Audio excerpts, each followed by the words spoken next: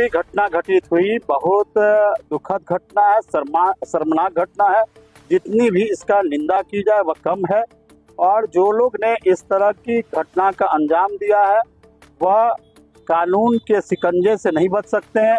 हमारी सरकार में किसी प्रकार के अपराधी कभी नहीं बच सकते हैं। जहां तक विपक्ष के लोगों का सवाल है, पहले तो राष्ट्रीय जनता दल के शासन में हत्या, बलात्कार, लूट की घटना भी घटती थी। उस समय किसी तरह के आपराधिक मुकदमे नहीं होते थे, गिरफ्तारी नहीं होती है। और हमारी सरकार में अगर किसी तरह की आपराधिक घटनाएं हुई, हीनियस क्राइम हुआ, तो तुरंत पुलिस FIR भी दर्ज करती है, उनकी गिरफ्तारी भी करती है।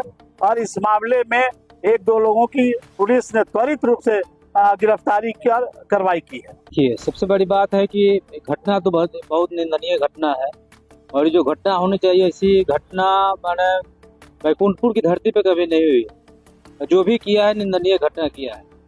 और 2 आदमी जो छूटा, उसके पीछे यहाँ के बड़े बड़े नेता लोगों का फोन रिकॉर्ड है मेरे पास।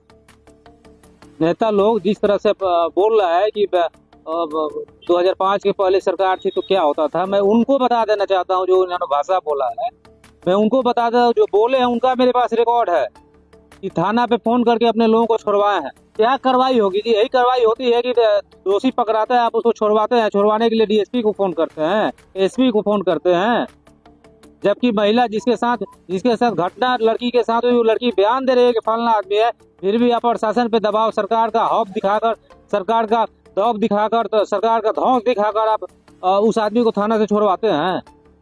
हमारे पास रिकॉर्ड है, दिखा देंगे। मैं बिल्कुल, मैं जब तक जिंदा हूँ बच्ची को इंसाफ मैं दिलाऊंगा। और जो दोषी है सबको पकड़वाऊंगा, सबका घर तुर्की जब्ती कराऊंगा। चाहे जितनी शक्ति सरकार को लगाना है बचाने में, यहाँ के नेता को लगाना है, सरकार उसको बचाने में बचा ले, क्योंकि उसके साथ बैठ के कॉफी पीते हैं। इसमें उनकी इज्जत जाती है। और बैकुंठपुर थाना में कितना बार फोन किया और SDPO को कितना बार फोन किया मैं जानता हूँ। सब इस तरह से जब होगी तो आने वाले समय में सब टेलीकास्ट होगा और लड़की भी टेलीकास्ट करेगी। तो उसके सामने फोन आया है और हाँ, उस लड़की के सामने फोन आया है। और वो क्या बात बोलेंगे कि अब दोषी निर्दोष को फंसाया जाता है। प्रशासन इसलिए लिपापोती करने जा रहा था कि प्रशासन पे उचड़े हुए थे सरकार के लोग। लेकिन मैं भी 5:30 बजे भोर से चढ़ा हुआ था कि अगर लिपापोती कीजिएगा तो कुर्सी खाली करके जाना पड़ेगा बैकुंठपुर थाना। मैं SP को, DSP को और थाना प्रभारी को, तीनों को चेता दिया था। नहीं, कल उसका बयान होगा कोर्ट में। बयान के बाद सबकी गिरफ्तारी होगी। जो 4-5 दोषी है सबको सजा मिलेगी। और सजा दिलाना मेरा काम है, मैं सजा दिलाऊंगा। अब समझ जाइए माहौल क्यों शांत है। माहौल, एक करनी सेना के लोग यहाँ आके पुतला दान किया था एक बात पे, और एक इतनी बड़ी घटना हो गई। अब चुपचाप अपना कोई बयान दे रहा है, चुपचाप 3 दिन से बैठे हुए हैं। और जो पकड़ाया है अपने लोगों को छुड़ाने के पीछे लगे हुए हैं कि कैसे बच्चे, उसको आप बिहार से बाहर भेज रहे हैं। क्या हमको मालूम नहीं? मेरा मुंह मत खुलवाइए, नहीं तो बहुत कुछ बोल देंगे, बहुत कुछ खुल जाएगा। कितने बजे आप फोन किए भी मालूम है मुझे, कितने बजे DSP को फोन किए भी मुझे मालूम है, कितने बजे थाना को फोन किए भी मुझे मालूम है, कितने बजे डॉक्टर को फोन किए हैं, जो गाड़ी देखा है ये भी मुझे मालूम है।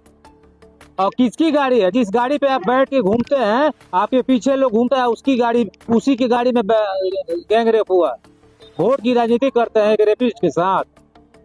अरे वोट की राजनीति मत कीजिए, बैकुंठपुर की जनता है, चौपट कर देगी आपको। ये दुर्भाग्यपूर्ण है और अत्यंत ही शर्मनाक भी। और जैसे ही घटना की जानकारी मुझे मिली, मैंने यहाँ के पुलिस अधीक्षक और स्थानीय थानाध्यक्ष मैंने फोन करके और इस पर त्वरित कार्रवाई करने के लिए कहा। और स्थानीय स्तर पर पुलिस के द्वारा मुझे जो सूचना मिली है कि कुछ स्थानीय स्तर पर कुछ पुलिस के द्वारा लापरवाही भी हुई। लेकिन मुझे इस बात की खुशी है कि मेरे आग्रह पर पुलिस कप्तान के द्वारा व्यक्तिगत रूप से इस केस की छानबीन की गई है।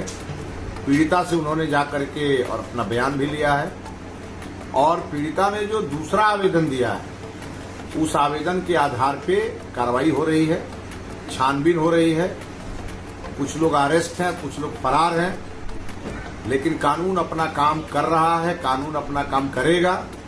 और हर परिस्थिति में इस घटना के जिम्मेवार लोगों को आप देखिएगा कि उनका वो हाल कानून करेगा कि जीवन में फिर उस हस्र को देख करके कोई दूसरा आदमी इस प्रकार की गलती नहीं करे। कि इसके लिए हम लोगों ने डीजी स्तर पर भी और पुलिस अधीक्षक स्तर पर भी बातचीत हुई है। पुलिस सक्रिय भी है। आपने देखा होगा कि इधर कुछ दिनों से पुलिस ने उत्तर प्रदेश की तर्ज पे यहाँ के अपराधियों को पर नकेल कसने की कार्रवाई भी शुरू की है। अब अपराधी अपराधी हैं, वो अपने हरकत से बाज नहीं आएंगे तो निश्चित रूप से इसका अंजाम उनको भुगतना पड़ेगा। लेकिन जहां तक सवाल है हमारे नाबालिग बच्चियों के साथ जो ये घटनाएं हो रही हैं, उन दरिंदों के लिए इतने कड़े कानून के प्रावधान और उसके बाद भी वो डर नहीं रहे, तो ये या तो मैं कहूंगा कि ये समय का फेर है, या मैं ये कहूं कि ये सामाजिक दोष आ गया है। चाहे वो किसी की बेटी हो, बेटी बेटी होती है, और इस बात का अगर ध्यान किसी को नहीं है, उसको इस धरती पर 1 मिनट रहने का अधिकार है।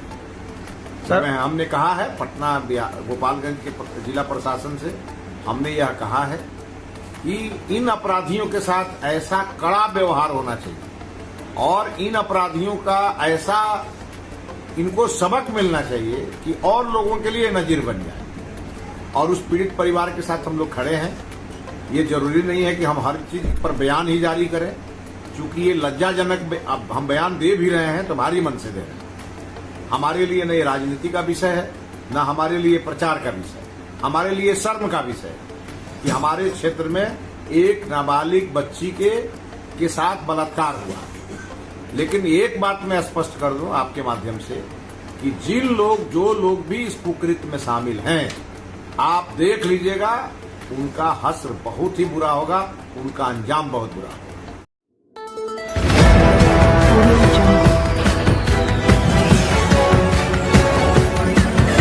Audio